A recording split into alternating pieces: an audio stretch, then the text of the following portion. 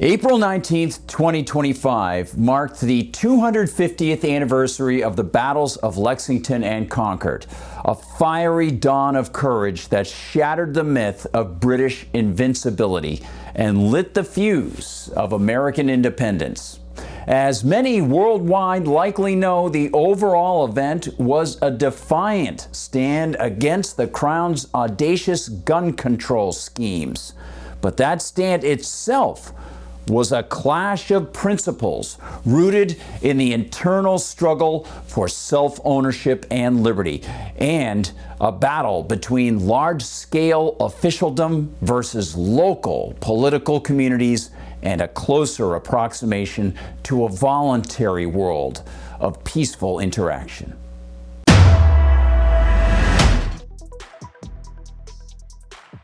Hi everyone, I'm Gardner Goldsmith for MRC-TV, and here is the story. The seeds of the fight can be found in the very movement of pilgrims to the New World in 1620, as the Puritans, who had fled the religious persecution of England, then lived in relatively free Holland for about a decade, got sponsors to finance their relocation to America. That, unto itself, is a lesson for collectivists, a timeless lesson about the importance of free markets and the power of those markets to create profit and reinvest all or some of that profit into new ventures.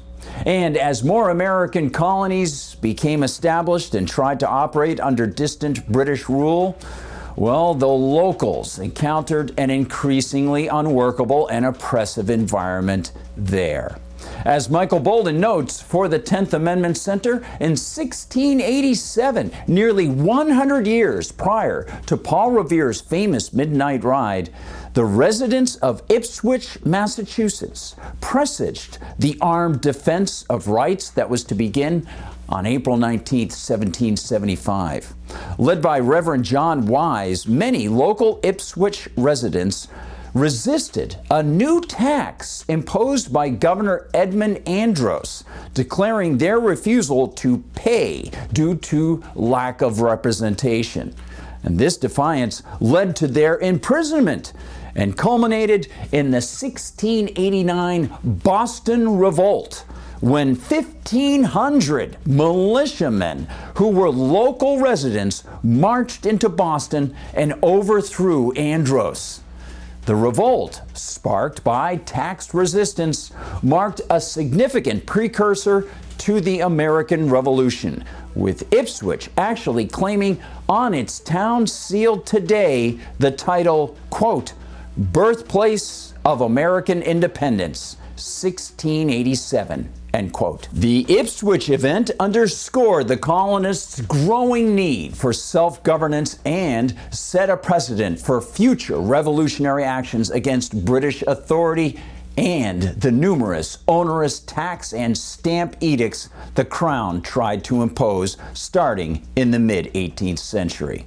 And two more incisive articles, one from Michael Bolden of the 10th Amendment Center and another from the New American's Joe Wolverton II, lay bare the truth of the final straw. The American Revolution began when the British came for the colonists' guns and the Patriots said no. In 1774, General Thomas Gage, the Crown's enforcer in Massachusetts, got wind of colonial munitions stockpiled in Concord, stockpiles that represented potential resistance to future British edicts that might follow the despised Stamp Act and Intolerable Acts. Gage's orders: seize and destroy the arms. A calculated assault on the colonists' God-given right to self-defense, a right they saw as inseparable from their sovereignty. Michael Bolden notes Gage's move was part of a broader British gun control program that included bans on firearms and gunpowder imports and warrantless searches to disarm the populace. Sound familiar? Well, the colonists weren't having it. Aware of their God-given natural rights, they understood that an armed citizenry is the bedrock of a free society. The New American vividly recounts the scene. On April 19, 1775, 700 redcoats marched towards Lexington Green, where 70 militiamen, ordinary farmers and fathers, stood their ground. Major John Pitcomb barked, "Disperse, you rebels! Throw down your arms!" And the response? Silence, resolve, and a refusal to bow. A shot rang out, nobody knows from whom, and the British volleyed, killing 8 militiamen. But the colonists, they didn't scatter. They fought back, and by the time the redcoats reached Concord, hundreds more patriots had rallied. Writes Wolverton, quote, "If Lexington was a tragedy, Concord was a turning point. As British forces marched on toward their objective, a storm was brewing behind them. The countryside had awakened. The alarm had reached the farms, fields, and villages. Militiamen, minutemen were pouring toward Concord like streams feeding a river. At the North Bridge, colonial militia assembled under the command of Major John Buttrick. When the British fired first, Buttrick cried, 'Fire, fellow soldiers! For God's sake, fire!'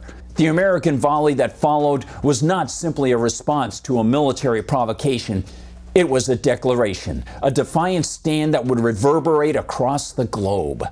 It was here that the British were first turned back. Here that the myth of redcoat invincibility was shattered. Here that the cause of American independence found its first triumph." End quote. The British lost 273 men that day. The colonists, 95.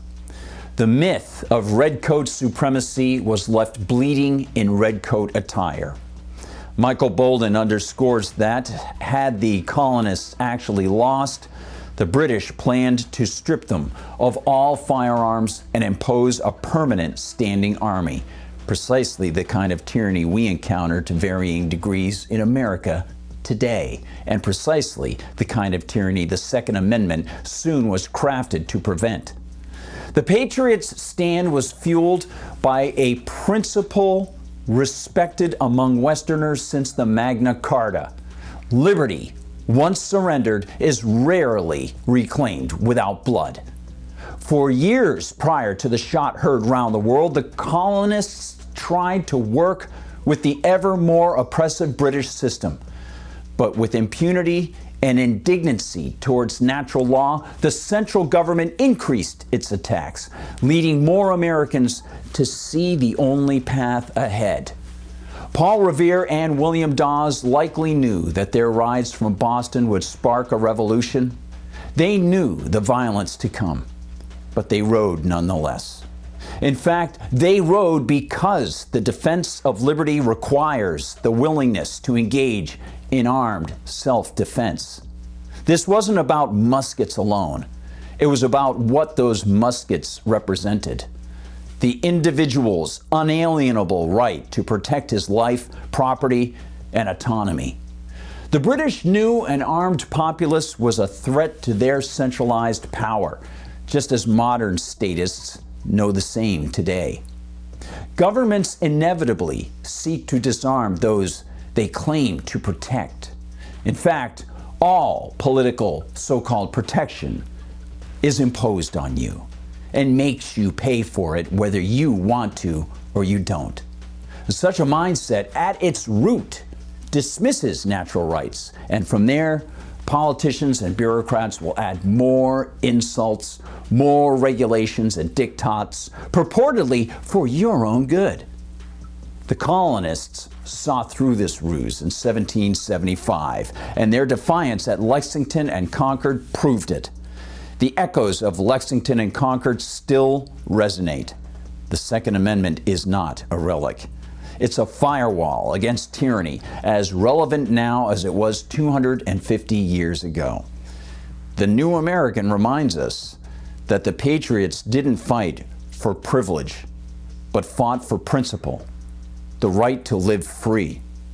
The battles of Lexington and Concord weren't about taxes or tea parties per se. They were about individuals refusing to be disarmed and fighting back against all of those injustices.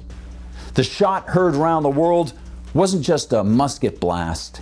It was a declaration that liberty is not negotiable. In the spirit of Patrick Henry, let's stand today and say, give us liberty or give us death. And as a reminder of the courage of those people, let's recall some of the fine lines of Henry Wadsworth Longfellow's 1863 poem, Paul Revere's Ride. First, the opening. Quote, "Listen, my children, and you shall hear of the midnight ride of Paul Revere. On the 18th of April in 75, hardly a man is now alive who remembers that famous day and year," end quote. And perhaps a message to us all today, the final lines.